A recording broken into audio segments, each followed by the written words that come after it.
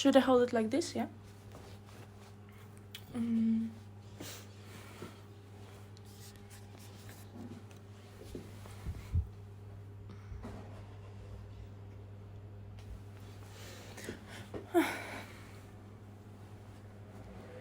Yeah, I'm ready.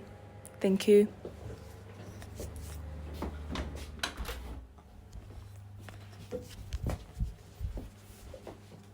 Well, now I'm ready. So, let's start.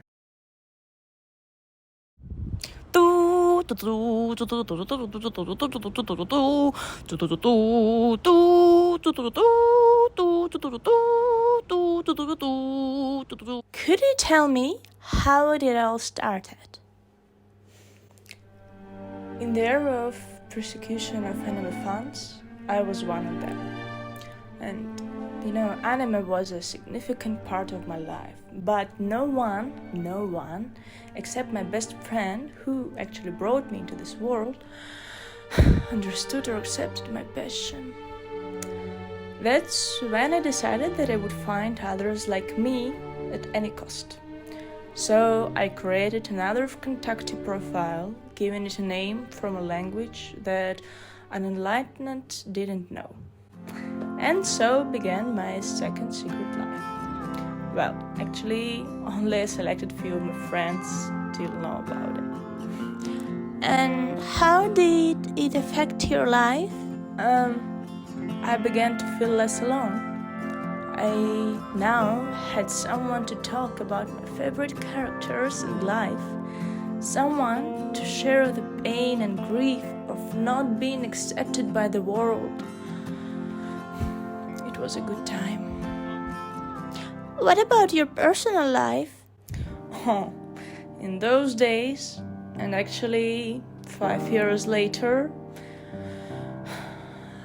I used to wait a long time for messages from guys I was in love with. I kept my phone next to me all the time and turned it upside down, up, down, up, down. I was emotionally distraught. Each message brought a rush of joy and euphoria, but prolonged silence plunged me into depression. It was a very bad time for my mental health. Looking at your profiles now, it's unclear that you were an anime fan. What happened? Well, the world is changed. I feel it in the water. I feel it in the earth. I smell it in the air. I moved to a new school and I made friends with my classmates, and anime was forgotten and remained a sweet memory of carefree life.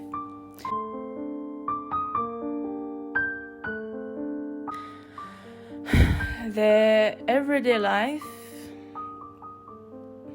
was really hard. I had a lot of maths, physics, programming, Olympiads. So I returned my main Contacti account and resumed my active work corresponding with my colleagues in misfortune. We helped each other, shared the happy and sad news, and arranged meetings. That's when my online life started to meet in the offline life. That's when I started Instagram. Actually, I wanted to fit in with my surrounding, to receive recognition and likes, of course. Now, looking at my old posts, I feel ashamed. But I realize that was the time everyone was trying their best. Yeah, they're all archived now. I don't like to delete memories, but I don't want to leave them out in the open either. My dark past must remain in the shadows, just like the anime era. So, how are you behaving on social media now? I've become more restrained. Yeah, less emotional. Now it's just a tool and sometimes, very rarely, a way for me to express myself. Oh, I didn't mention Telegram. On the one hand, it's a messenger. But given the channels you can subscribe to, it becomes an improved version of social media. Because now you can choose what topic you want to see news on right now. Or not watch it at all and just chat with your friends. And you can start your own channel and add or remove friends from it. And if you don't want to add them, they will never know you have one unless you spoil yourself, of course. Mostly I use Telegram and Instagram to communicate with my friends. And I have a secret channel with only 24 people on it. I send my thoughts, pictures, and etc. to it. It's where I'm the most open of all the social networks. Well, about Instagram, it's a place for me to share photos, and I've also set up my reels to show me videos of either kittens or cute Koreans. When I'm sad or tired, I always go to the reels and my mood immediately improves. Do you have some sort of schedule of posts, goals, social media or something like that?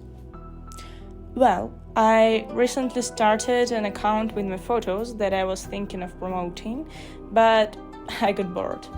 For me, social media is a hobby, not a job. Maybe one day it will be, but for now, all my posts are the impulses of my creative soul, both on Instagram and Telegram. Well, thank you for sharing your story. Last but not least, what do you think about the future of social media?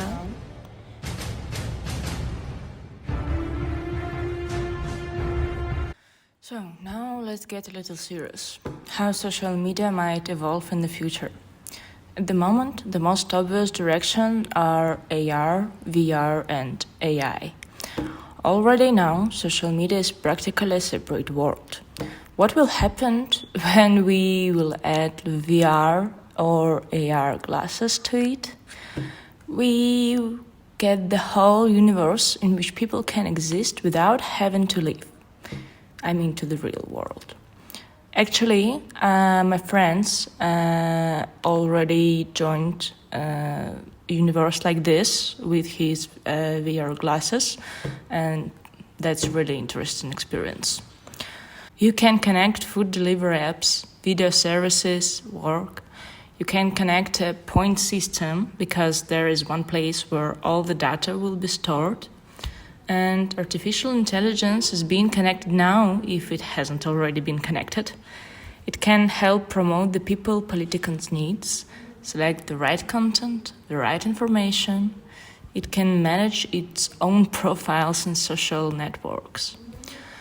What if we combine VR, AR, and social media? People could live in generated worlds that change according to their needs or the needs of others. In general, there are a lot of options for the development of events. To predict the most likely, we need to conduct a large research. So that's it for today. Thank you for your attention. I'll be back.